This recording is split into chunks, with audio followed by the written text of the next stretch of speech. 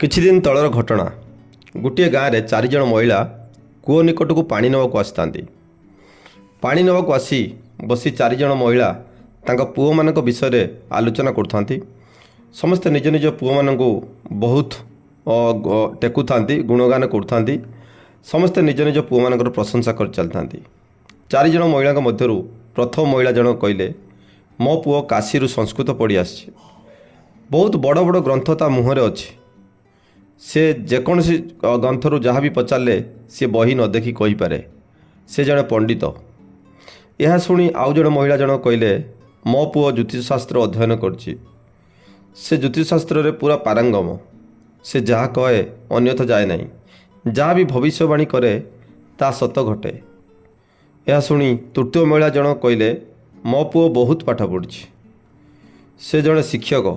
ପାଖ ଗାଁରେ ସେ ପାଠ ପଢ଼ାଉଛି। ତା'ର ଗଣିତରେ ବହୁତ ଜ୍ଞାନ ଅଛି। ଏ କଥା ସବୁ ଚତୁର୍ଥ ମହିଳା ଜଣକ ମଧ୍ୟ ଶୁଣୁଥାନ୍ତି। ଚତୁର୍ଥ ମହିଳା ଜଣକ ସବୁ ଶୁଣୁଥାନ୍ତି, ମାତ୍ର କିଛି କହୁନଥାନ୍ତି, ଚୁପଚାପ ରହିଥାନ୍ତି। ଏହା ଦେଖି ଅନ୍ୟ 3 ଜଣ ମହିଳା ତାଙ୍କୁ ପଚାରିଲେ, ତୁମେ କିଛି କହୁନ କାହିଁକି? ତମ ପୁଅ କ'ଣ କରୁଛନ୍ତି? ତମ ପୁଅଙ୍କ ବିଷୟରେ କିଛି କୁହ। ଚତୁର୍ଥ ମହିଳା ଜଣକ କହିଲେ, ମୋ ପୁଅ ସେତେ ବେଶୀ ପାଠ ପଢ଼ୁନାହିଁ, ଅଳ୍ପ ପାଠ ପଢ଼ିଛି, ଗାଁରେ ଚାଷବାସ କରୁଛି, ଆଉ ମୋ ସହିତ ରହୁଛି। ଏହି କଥା ହଉ ହଉ 4 ଜଣ ଯାକ ମହିଳା ପାଣି ଧରି ରାସ୍ତାରେ ଚାଲୁଥାନ୍ତି। ହଠାତ୍ ପ୍ରଥମ ମହିଳା ଜଣଙ୍କର ପୁଅ ଦେଖିଲେ। ସାଙ୍ଗେ ସାଙ୍ଗେ ସେ କ'ଣ କଲେ, 4 ଜଣ ଯାକ ମହିଳାଙ୍କୁ ପ୍ରଣାମ କଲେ, କରି ଚାଲିଗଲେ। ତା'ର କିଛି ସମୟ ପରେ ଦ୍ୱିତୀୟ ମହିଳାଙ୍କର ପୁଅ ମଧ୍ୟ ଆସୁଥାନ୍ତି ସେପଟରୁ। ସେ ମଧ୍ୟ ଆସିଲେ, 4 ଜଣ ମହିଳାକୁ ପ୍ରଣାମ କଲେ, ସେ ମଧ୍ୟ ଚାଲିଗଲେ।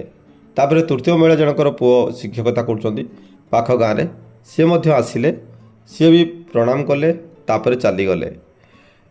ଚତୁର୍ଥ ମହିଳା ଜଣଙ୍କର ପୁଅ ଯିଏ ଅଳ୍ପ ପାଠ ପଢ଼ିଛି, ସିଏ ଆସିଲା। ସିଏ ସାଙ୍ଗେ ସାଙ୍ଗେ ଦୌଡ଼ି ଆସିକି ଦେଖିଲା, ତା ମା' ଦେଖିଲା ପାଣି ନେଇକି ଯାଉଛି, ଦୌଡ଼ି ଦୌଡ଼ି ଆସି ତା ମା'କୁ କହିଲା, ମା' ତୋତେ ପାଣି ଆଣିବାର ଥିଲା, ମୋତେ ନିଶ୍ଚିତ କହିବାର ଥିଲା।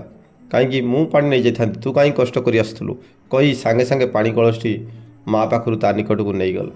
ଏହି କାହାଣୀ ଆମକୁ ଏହି ଶିକ୍ଷା ଦେଉଛି ଯେ ଜ୍ଞାନ ଯେତେ ଥିଲେ ମଧ୍ୟ ବ୍ୟବହାର ଆମକୁ ଉଚ୍ଚ ଆସନରେ ବସାଏ। ସମୟ ଓ ପରିସ୍ଥିତି ଅନୁଯାୟୀ ଯଦି ଆମ ବ୍ୟବହାର ଠିକ୍ ହୁଏ ବା ଆମ ଚାଲିଚଳନ ଠିକ୍ ହୁଏ, ତେବେ ଜ୍ଞାନର ଆବଶ୍ୟକତା ପଡ଼େ ନାହିଁ।